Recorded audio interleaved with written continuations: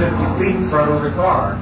And everything was lit up. It was real bright. It was low. And at this time, if I had to describe it, I said it just looks like a, hell, it was big as a house. This thing was, it was no toy. This thing is, I mean, you don't look up and say, the guy pulls up and he says, from this pin, how much would you say it would cover?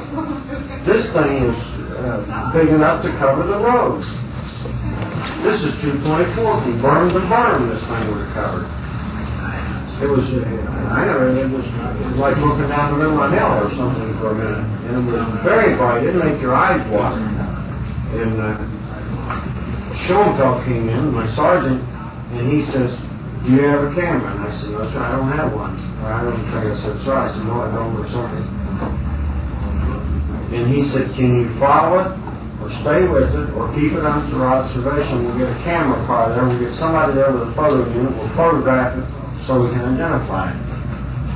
And so I said, 10-4, and we started moving up to it again, out behind it. We went to 183. We had to go direct south. When we turned south, it was right behind the sin, right directly to the rear of the car when we were going south, right directly behind us. We got back to 2.4 and we turned left. This is right at that part. When we got there, I put it right straight out the left window of the car. Excuse me, almost due north of the car. At this time, it came straight south. Just one motion, really, just a smooth glide, went right to the south side of the highway, took off east again right with us, and we was pacing it right along the side. I don't know exactly what time it was, but we thought we were going to lose it. I know it was 20 or 25 seconds probably through this one thing there. We came back out, we could see it again, we went through this mass of turns, and at this point, it was just, that's like a handful of cars. And so 51 hooks up with 59 and it's south of Rochester, right next to the city limits, might even be in the city limits. It's a bypass around the edge of town where you have to.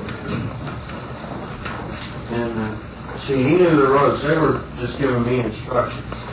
And I was driving at this time, and I thought we lost it. So we came out on 51, and when I first looked up in the mirror to make sure Wayne made that last turn because we had a power turn, you know, break free and slide to him because otherwise we couldn't get that power coming out.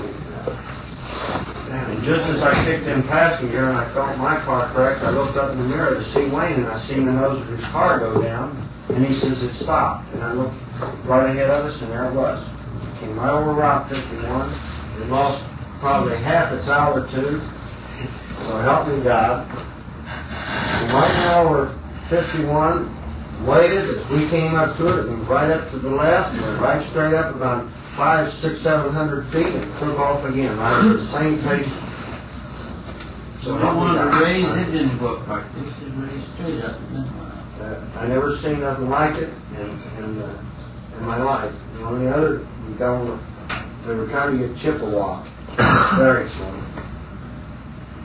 When they finally got a radio operator away, we were out of our frequency range. We were like, when there was no more cars. So we started again. By then, we were getting towards freedom, and every time we'd hit a long curve or anything, I'd start picking up air. I was running out of gas. We got to freedom, still right there. When we got tangled up, it just slowed down. We came out of the other end of freedom, going out of Conway, which I guess that's starts here with West Pittsburgh. 17 or 18 miles from downtown Pittsburgh when we stopped in Conway. Yeah, I checked it out. I saw this cruiser sitting at a filling station, and I told Wayne, I said, there's another car. And I was already out of fuel anyway, and my tires were pretty well burned up, so I shot in his place, and we told him what was happening. He called his dispatcher. His dispatcher said he had the airport on the phone, which they say they didn't now. And they even gave us a phone number for me to call back, which they say we didn't, but I did. And I don't know who I talked to. I forgot the guy's name. I remember the last part of the number is 4000, I think, or 400 or something like that when we went to the police station. From that point, when we first got there, we watched this thing, or watched the room, the part, the floor room was here, and there was a, like where the man in the room would have been in a picture years ago. There was one bright spot right off about where the nose would have been on the room. There was a bright spot that had been there. I don't know how long that bright spot had been. It was quite a while. The one we were watching would have been, at this time, of course that spot was awful small. It wasn't as big as this we were watching. And they were about the same. We watched them right through an antenna, 4 officers standing side by side, watched an airliner come out of the airport, right underneath of it. He was talking on the radio. He told them that he thought, asked them about it. They had traffic on scrambling fighters to see if they could intercept it or identify it. When they started talking about fighter planes, we could see these planes coming in. Now, they said they weren't there, but so I had another hallucination. When they started talking about fighter planes, just as though that thing heard every word that was said, it went straight up. And I mean, when they went up, they didn't play no games, it went straight up. There were no fighter planes in the sky. There were no fighter planes. I talked to the tower operator at the Greater Pittsburgh Airport.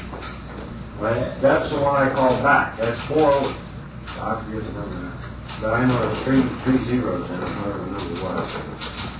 Now, the radio traffic was about the airplanes. Now, the other airplanes was right in the area, and we watched that airliner go directly underneath us, all 4 of us. And all I got had to done to look straight up, because it was sitting right on top of it. And we were right under it. And at this time, its altitude and its distance, and at this time it was as if you were looking at it compared to an object that you wanted to see. It was as big as a washtub then, even after it went up the first time, and we were standing right there watching. Speaking with the same respect to that speech.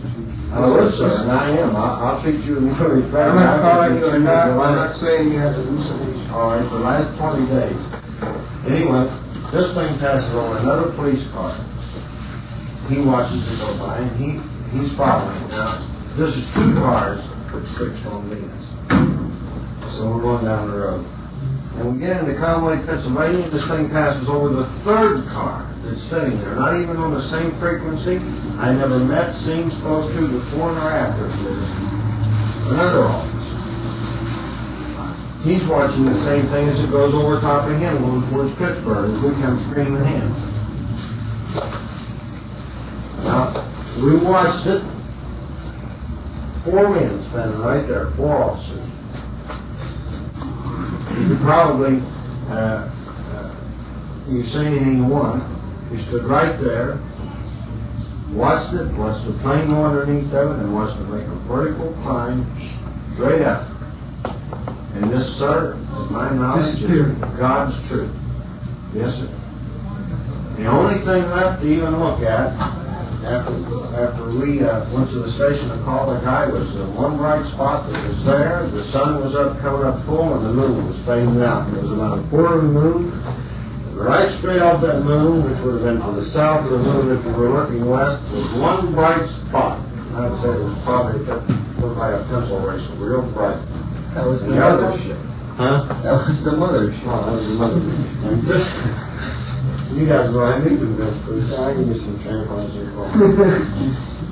This thing would have been to the left or to the north of it, and we watched it, went up, stopped, the airliner went under it, and then it went straight up. Just as straight up as